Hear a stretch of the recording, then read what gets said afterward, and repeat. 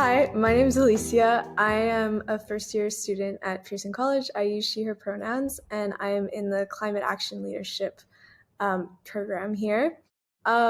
Things that I love to do, my passions are dance and philosophy. And I'm Annushka. I'm a second-year student at Pearson College in the IB, and I enjoy reading, debate, cooking, and kayaking lately. So that's been good. Thank you so much for meeting with us. We were hoping maybe you want to introduce yourself.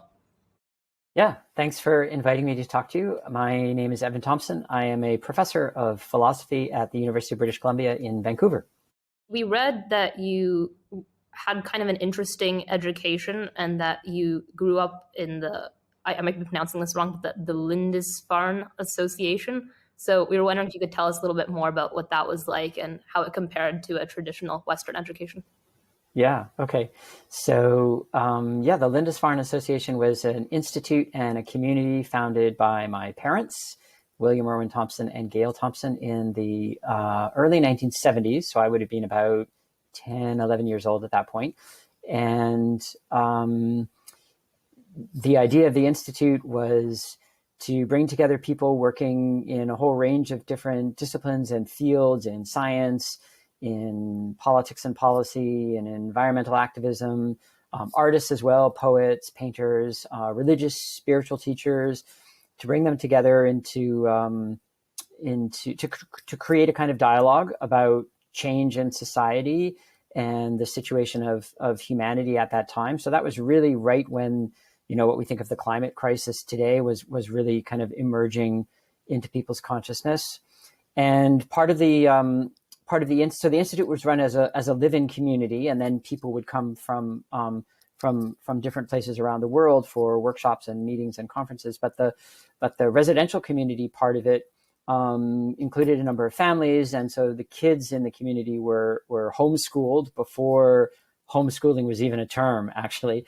So in that context, that was kind of a radical thing to do. There was a public school nearby, but the idea was that we wanted the kids to grow up with an education that reflected the same kinds of values and ideas that the older people were pursuing. And so what that really amounted to was a kind of education in which there was, some traditional classroom learning. It was a small number of kids, so obviously it wasn't a large group the way you would have in like a public school. But there was classroom learning, and then there was a lot of just experiential hands-on learning, like working in the garden, doing carpentry. We had a science project that involved, like, we were on a cove, a sort of small body of water. We had a science project where we mapped the whole cove. We would, get up early in the morning and bird watch and like place the birds, in their habitat. So kind of very hands-on ways of learning things like science and math. And at that time, that was unusual. I don't think that's so unusual today. I think, a lot of different kinds of education programs and schools for, elementary school children or for high school students now incorporate a lot of those things, but they really didn't then. So it was quite unusual. And then we were just around people who talked a lot about ideas. Some of them scientific, some of them spiritual, some of them political. And it was just the kids were included in that if they wanted to be. I was the oldest kid, so I was kind of more maybe attuned to that than some of the younger kids. But we just kind of grew up around a constant stream of people flowing in and out, talking about things. And so ideas and discussion and debate is just sort of the world in which I grew up. And, that affected what I became interested in. And for me, that was philosophy. So I eventually, first it was Asian studies, actually. I studied Chinese language and history as an undergraduate. And then eventually it was more focused on philosophy. But I was always interested in philosophy from a very early age. And that was, I think, facilitated by that environment. The program that I'm doing right now is the Climate Action Leadership Diploma. And we focus a lot on experiential learning, and some of the things that you mentioned kind of aligned with what my program does. So, for example, experiential learning, and then a lot of hands-on learning, like going to like identify birds, like going outside and stuff. And I'm taking an Indigenous Perspectives on the Environment course. And I was wondering, how do you think that merging different perspectives and how do you think is the best way to get different people to cooperate and to help with the climate crisis? Yeah, that's a huge question. I think building community is extremely important, and that's obviously difficult to do, especially in our times where there's such a lot of political division and political fractures. One thing that's much more prevalent today than when I was a kid is the inclusion of more indigenous perspectives. Despite the fact that there's still a lot of work to do in that area, it's by no means, it's not even close to perfect today. But when I was growing up, that was much less represented. We in the community in which I grew up in, Lindisfarne, we did have some Native American indigenous leaders and teachers come at different times and offer their perspectives. And that was very powerful and important to see. But it was still, I would say, mostly marginal within the context of the environmental ecological movement at that time. So there's been a huge amount of progress today. So it's just to say, despite the frustrations that you or we might experience today with some of these things, it's in some respects a lot better than it was, say, 30 or 40 years ago. But I think, there's no one answer to your question. I think it depends a lot on context and on the local situation and the kinds of things that need addressing and the questions that need to be asked. But I think it's extremely important that we continue to build on the recognition that although we have a very advanced, scientific knowledge and scientific perspective on nature and the environment, that there are other traditions that have very sophisticated perspectives with a kind of knowledge that is very relevant to where we are now, and that we could easily overlook and not give due recognition to if we were just to sort of unthinkingly prioritize our own, say, scientific knowledge or our own scientific perspective or our own conception of what science is, for that matter.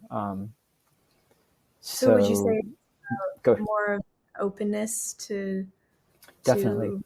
Yeah, it's more about like opening your mind and being aware that different perspectives also have a lot of value in them. Yeah, definitely. Especially perspectives from different cultural traditions. The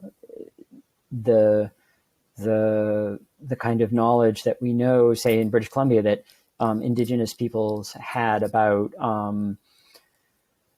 wildfires or about animal life, bears, among other things. I mentioned bears because there was a study a few years ago that looked at, I think it was in the Pacific Northwest, I can't remember the exact group of people, but their relationship to bears and how their language had co-evolved in certain ways with aspects of the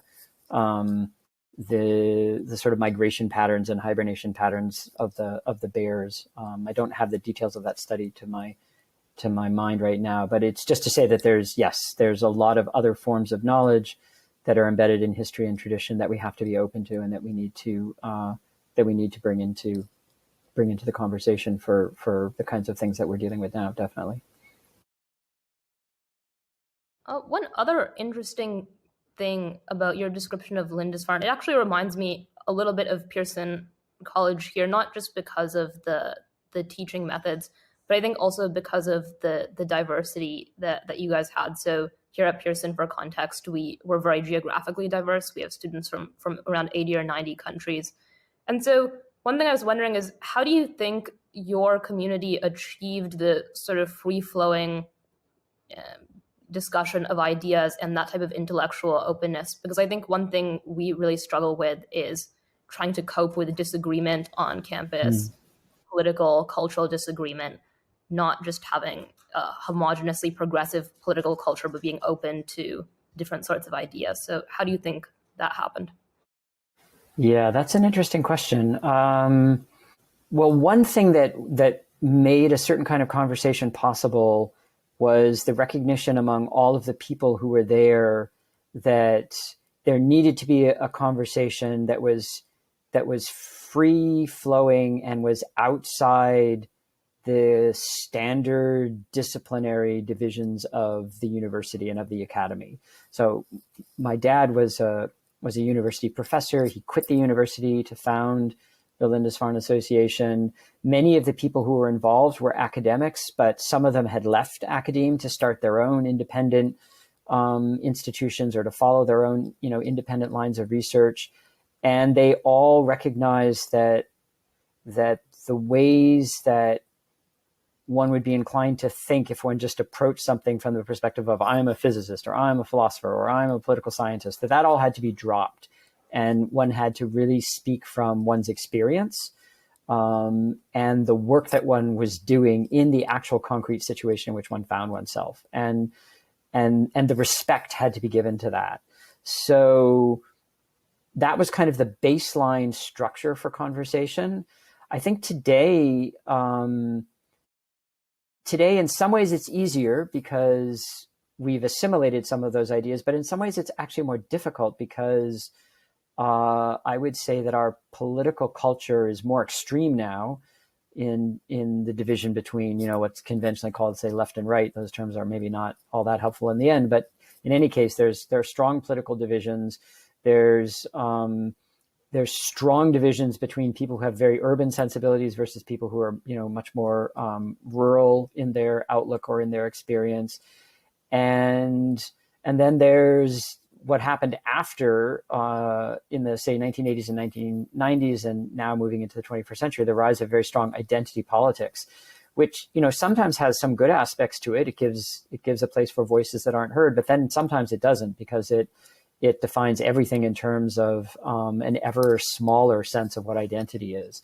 So I think, conversation has to start from a place of listening. It has to start from a place of acknowledgement. It has to start from a place of respect. And there's nothing wrong with disagreement. I mean, disagreement actually is healthy. It can be productive. If it's healthy disagreement, it can be productive of ideas that then are bigger than any one person and that build out of multiple perspectives. At the end of the day, it kind of comes down, though, to the individuals, right? I mean, individuals have to learn how to listen, how to talk, how to respect others. And if that isn't affected at an individual level, and that's an internal process as well as a relational one, then it's not really going to move forward. So switching gears a little bit, we wanted to talk about some of your work on the mind and consciousness. So I guess starting with the religious angle, maybe, one of your books is titled "Why I Am Not a Buddhist." Could you tell us why not? Yeah. So the reason I wrote that book and the reason it has that title is because I have been involved in many, many years in the dialogue between science, particularly the science of the mind, cognitive science, so neuroscience, psychology, AI, philosophy, the dialogue between cognitive science and Buddhist philosophy and Buddhist meditation practice. And because I was so deeply involved in that dialogue, people would just naturally assume, oh, well, you must be a Buddhist. And so at different points in my life, I came in some ways very close to becoming a Buddhist through my involvement with Buddhism, but I always kind of reached a point where I felt it wasn't right for me. And so the book was written to explain all of that. So the answer to the question is basically that because I was raised in a very eclectic, syncretic religious context in which a lot of people around me were Buddhists, they almost, for the most part, were practicing a westernized form of Buddhism that had grown up in, say, the 19th and the 20th century when Buddhism came to North America from different Asian countries. And that westernized form of Buddhism was the form of Buddhism that was available to me, in the sense that I didn't really see my life path as, going to a traditional monastery and becoming a monastic, or moving to an Asian country and really kind of living there. I was a Westerner, and so the form of Buddhism that was available to me was this westernized form of Buddhism. And the more and more that I interacted with it and studied it, the more dissatisfied I became with certain aspects of it, particularly the claim or the idea that's often expressed, which is that Buddhism is, this is what in the book I call Buddhist exceptionalism. The idea that Buddhism is fundamentally different from any other religion or religious tradition, in that it's especially rational or especially empirical or especially scientific in a way that other religions aren't, or indeed that it's not really a religion, it's a philosophy or a way of life or a therapy. And that whole way of thinking I was very dissatisfied with, because I think it distorts Buddhism, and I think it distorts religion and science. It makes religion about what you believe rather than say the kinds of practices or rituals or communities that you engage with. And it makes science the ultimate arbiter of whether religion is rational or irrational. That to me is a bit like thinking that whether art is rational or irrational is something to be judged by science. I mean, art is something different from science, and art and science can have very rich interactions and conversations with each other and collaborations, but not by, at the end of the day, evaluating the worth of art by whether it's scientific. So this Buddhist exceptionalist way of talking, which is, it's not universal, but it's very prevalent in a certain kind of Western modern form of Buddhism, amounts to trying to legitimize or certify the validity of Buddhism by saying it's scientific. And that was something that I thought just was a kind of distorted perspective on Buddhism, science, and religion. So that was really the reason. The book is not meant to be a prescription for anybody else. I'm not making an argument like, because I'm not a Buddhist, you shouldn't be a Buddhist, or someone else shouldn't be a Buddhist. I never make an argument like that in the book. I basically say, here's my personal involvement with Buddhism, and here's how I came to a point where I wanted to continue to be very involved with Buddhism as one of the world's kind of rich religious intellectual traditions, but not by identifying as a Buddhist. I guess, would you say that there are more like similarities or differences between Buddhism and Western science, or science in general? Let me put it this way. So Buddhism is a word that covers a huge range of things. If we think of Buddhism as first and foremost a religious tradition, then I would say that it's no more aligned with science than any other religious tradition. Christianity, Islam, Hinduism, Judaism, take your pick. Religion is about something different from what science is about. Religion is about finding a certain kind of meaning in life, creating a certain kind of community, having a framework for understanding profound transformations in consciousness, the meaning of birth, the meaning of death, the meaning of life. And science is not about that in that way. Science is a certain kind of inquiry with certain kinds of tools and methods, and what science does is very much about the methods that it uses. So then we could say within Buddhism, there is a very strong philosophical and intellectual tradition, just as there is in, other religious traditions. Islam, Hinduism, Christianity have very, very strong intellectual traditions of scholarship, traditions of philosophical reflection, traditions of contemplation. And so if we go to Buddhism and we say, all right, let's look at something in Buddhist philosophy about the nature of the mind, or how the mind is understood to function, well, then we can find ideas that we can put into dialogue with scientific ideas, and that becomes very rich and very interesting. But I would say that Buddhism is not, although Buddhism has gotten a lot of attention for that, it's actually not special in that way. You could do the same with Hinduism, which has very rich philosophical, psychological theories of the mind. You could also do the same with Christianity and Islam, which have very rich philosophical, psychological theories of the mind. They're less sort of culturally popular in the like modern Western kind of, like marketplace of ideas. For for all sorts of historical reasons, they're less popular, but they're equally sophisticated and equally worth thinking about in relationship to science. So what you were saying about religion is that you think it's less about, sort of facts about the world in a sense, and more about the meaning we attribute to them, if I'm understanding your correctly.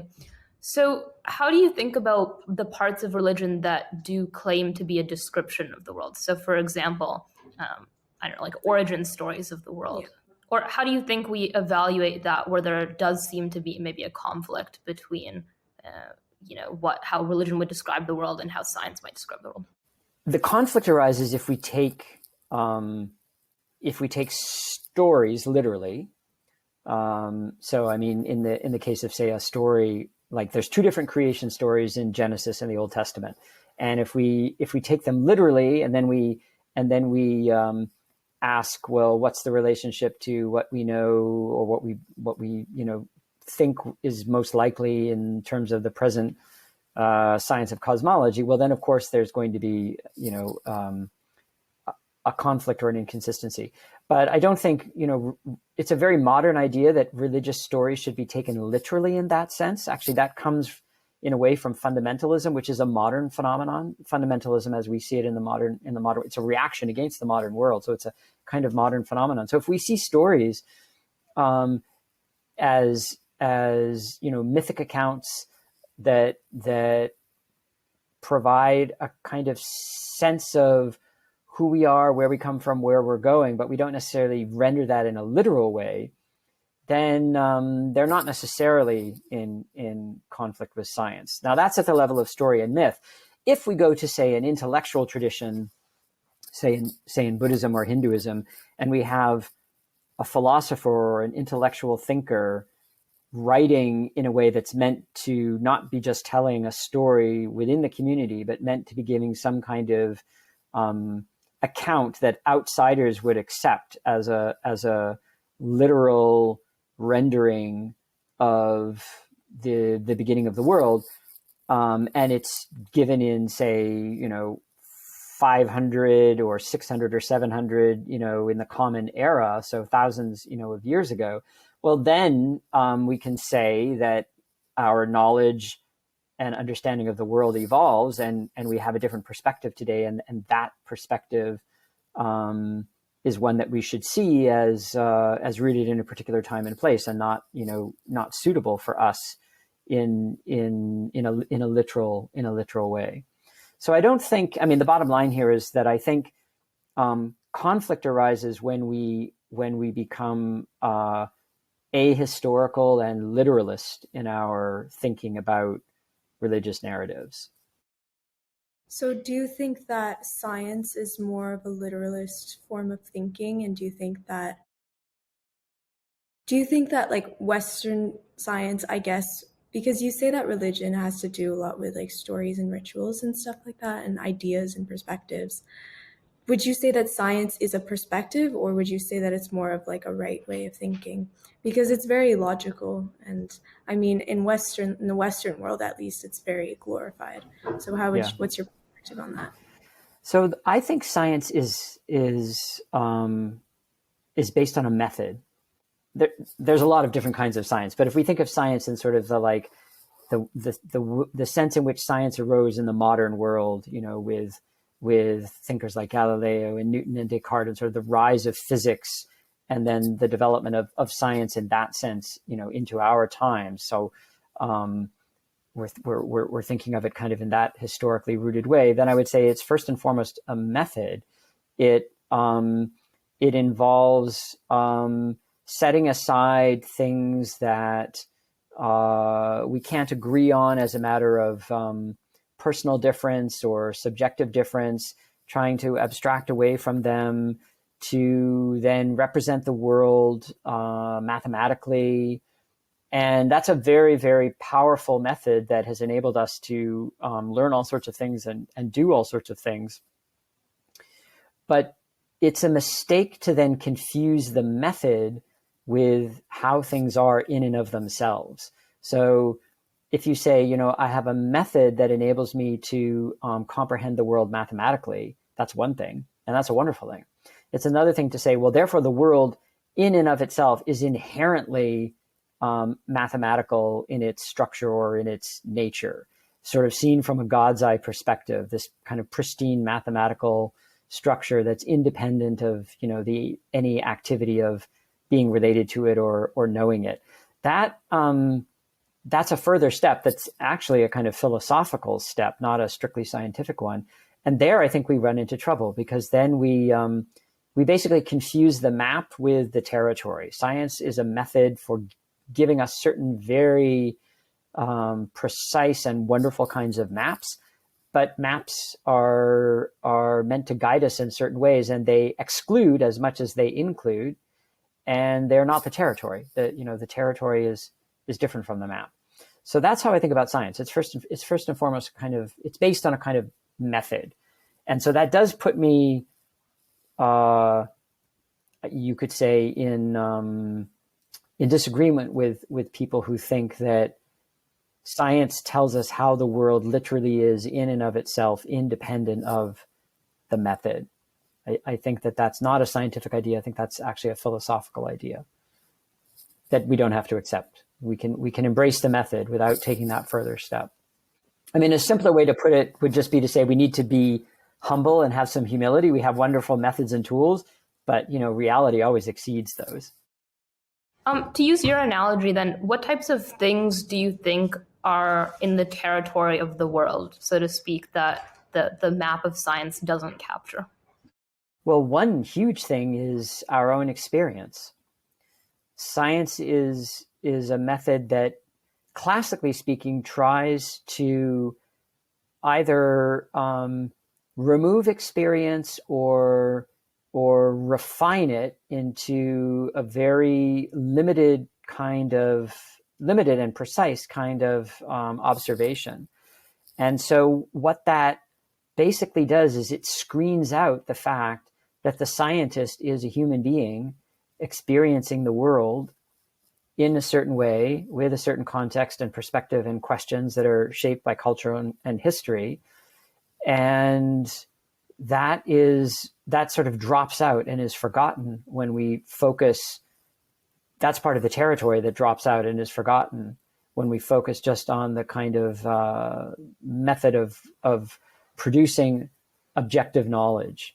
Objective knowledge is kind of structural, mathematical, abstract, and it arises out of an experiential quest, you could say, but then it forgets the experiential background, and that's the reality we swim in is our human experience. We can never step outside our experience. We can enlarge it, we can enrich it, but we can never sort of get outside it as if we were God looking at the world independent of any experiential perspective in the world. That's just not available to us, and it's not even clear the idea makes sense. But even if it does make sense, it's certainly not available to us.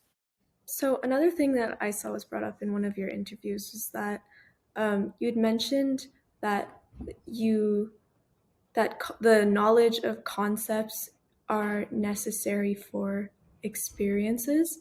And I was wondering, what do you think of experiences that happen to us, but we don't understand what's happening? So for example, like if I've never been outside before and suddenly I feel what wind feels like, how would you explain that? Yeah. Well, I think there's this constant dance we do between coming to experience with the concepts we have, and then encountering experiences or diving into and swimming into new forms of experience that exceed the concepts that we have. And then we have to enrich and revise and create new concepts. I mean, that's what learning is. And that happens in all sorts of ways. I mean, there are ways it happens in science. There are ways it happens in art. There are ways it happens in personal experience and interpersonal relationships. So I don't think our experience is ever limited to just the set of concepts we happen to have at any particular moment. I think that some experiences are truly transformative. And what that means is that they you could say, to assimilate them or to incorporate them into your your being means you have to really transform your thinking and your conceptual understanding. And there's no like algorithm for that, right? So, you know, an algorithm is like a step-by-step procedure that's guaranteed to give you a certain result. There's no algorithm for something like that, because it's about creating meaning and finding relevance. And that's something that you can't generate just out of an algorithm. So I think we also wanted to talk a little bit more specifically about your work on cognition. Could you tell us what your theory of embodied action is about? Yeah, so the idea there is that cognition is something that involves the whole body of the person or the animal embedded in relationship to the environment, and is not something that happens just strictly localized in the head or in the brain. So an analogy I like to use is that the brain enables us to think, or enables us to perceive, or enables us to feel, but perceiving, thinking, feeling aren't inside the brain, because that's like saying that flight is inside the wings of a bird. You know, the bird needs wings to fly, but what the wings do is they generate lift, and flight is a relationship of the animal to its environment. So I think thinking, feeling, perceiving, cognizing are ways that we are related to the world, to a world of meaning and relevance. And of course, we need a brain for that. And the brain is, along with, you know, the rest of the body, critically enabling for that. But the cognition isn't strictly localized in the head. So this is generally the idea that goes under the banner in cognitive science of the embodied cognition view, or the inactive cognition view. One question we had about this is that if cognition is expressed through interaction with the physical world, so for instance, through movement or sensing things, what do you think this implies for people who don't have the same physical capacity as others? So for instance, if you are disabled, or you can't sense things in certain parts of your body, how do you think that changes the cognitive experience? Yeah, that's a great question. So I would say that's a very open area of research right now, and is in a way still very underdeveloped. When the embodied cognition movement arose in cognitive science, there was still a way in which people were thinking about the body in some kind of like abstract, general, you know, way that would be, you know, neutrally true for any human being. And they weren't thinking of the body much more specifically in terms of, you know, differences between certain kinds of abled bodies versus disabled bodies. That is only now really coming into the embodied cognition perspective. I would say that, you know, in some respects, because of our evolutionary developmental history as human beings, there are certain very general things about human cognition that are going to hold, you know, across a very, very wide range of individuals. But then there are other things that could differ. And for me, the strength of the embodied cognition perspective here is that because it places such a strong emphasis on the environment, it enables us to see that, you know, we sort of take the environment for granted, and we think, oh, it's just the environment. It's like the world in which we live in, as if we somehow sort of neutrally parachuted into it. But no, actually, most of the environment that we find ourselves in as human beings, we have constructed and made, and we've constructed and made it to fit a certain kind of embodiment.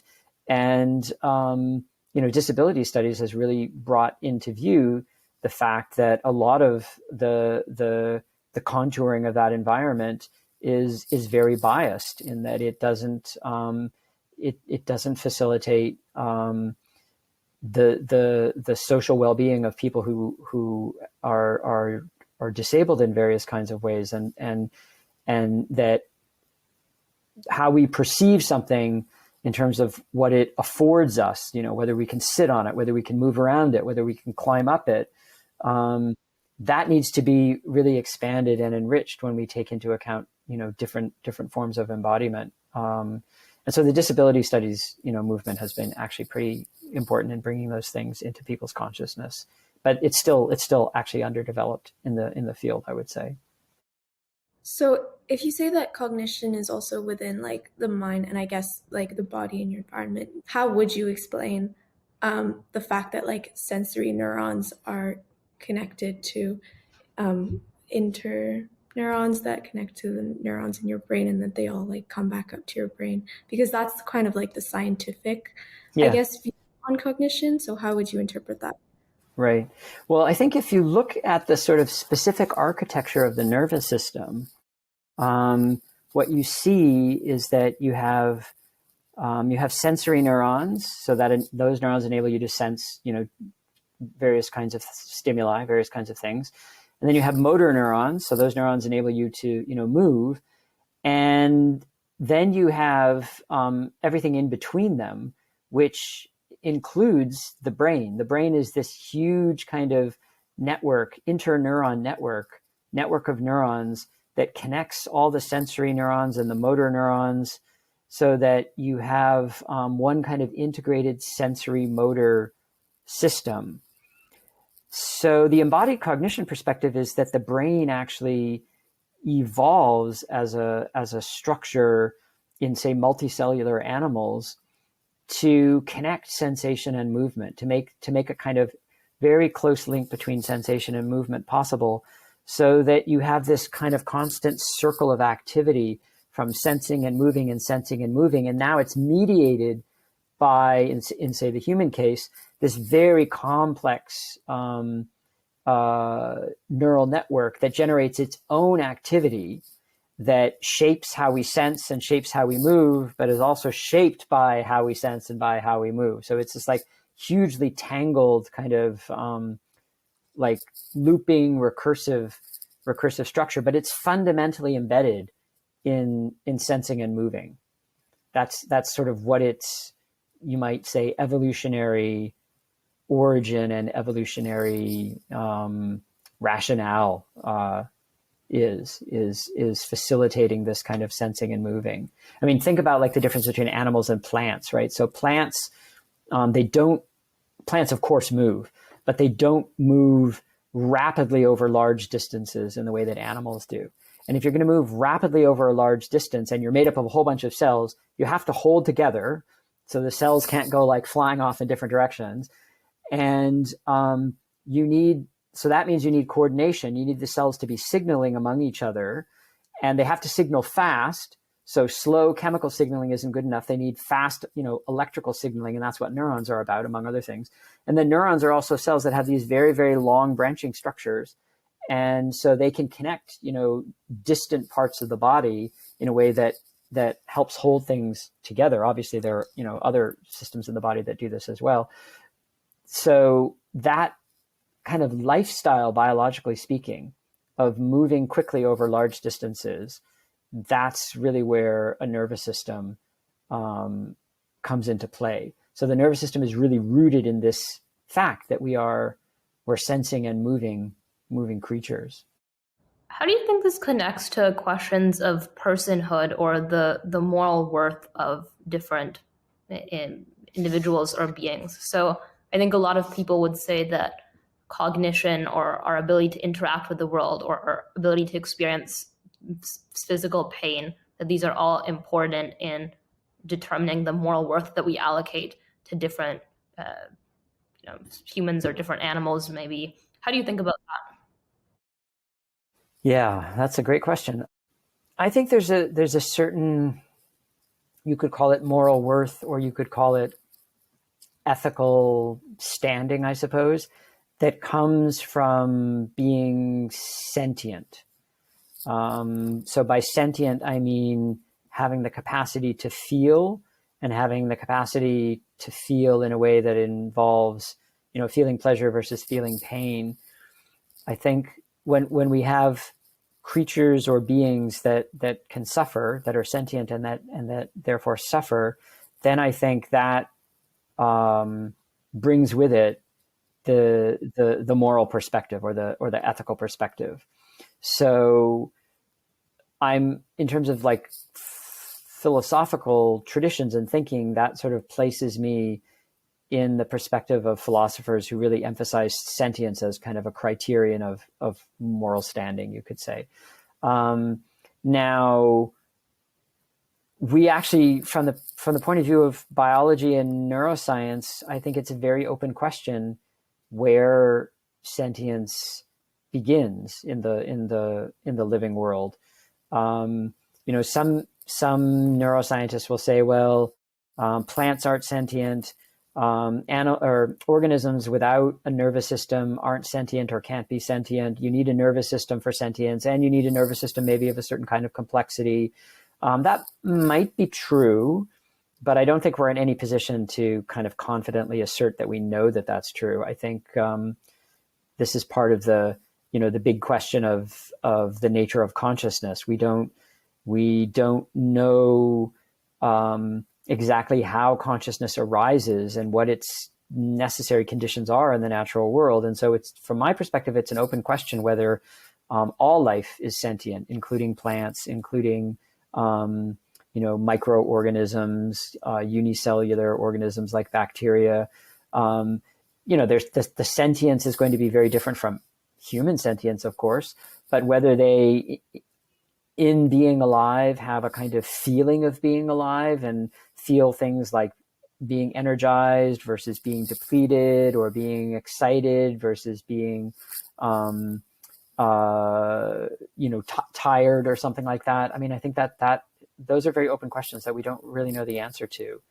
And that's another area of very active discussion and active research. But the short answer would be that I think that sentience is what is the key criterion, I suppose, for moral consideration or ethical standing. I think we just wanted to ask you one last question. So what do you think is your hope going forward in how mindfulness and the concept of like embodied cognition will be welcomed or treated by society? I mean, the embodied cognition perspective really asks us to pay attention to our relationship to the world, to the environment, including to each other. And I think that in relationship to mindfulness, that offers a perspective where we don't just think of mindfulness as something that, happens inside your head in your own personal, private, little experiential cubicle, which is very much how mindfulness has gotten rendered in a, kind of consumerist way, is that it's a self-help well-being tool that you can, practice yourself, no matter how stressed out you are in your little Amazon workspace, you can always find time to take a mindfulness moment. And I think that the embodied cognition perspective is not first and foremost a political one. It's a scientific perspective that aims to, provide some insight into the nature of the mind and cognition. But it does, I think, in calling attention to the importance of the environment and the importance of social relations, lend itself to criticizing those kinds of individualist consumerist perspectives, which have really become rampant in the discourse around mindfulness. So my hope would be that perspective can help us, reframe mindfulness practices where they can still be beneficial for people who derive benefit from them, but they can be understood not in this individualist consumerist way. Thanks so much. And lastly, do you have any questions for us? Yeah, sure. What do you find exciting in thinking and acting in the world, and what do you hope to do?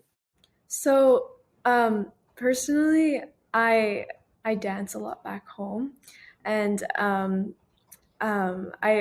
wanted to make it into a career, but I realized that I didn't want to just dance and like earn for my own self-benefit. And I think I realized that a lot coming into Pearson and coming to this climate action like leadership program, was that like I wanted to make sure that whatever I did in my career made like a positive impact on the world.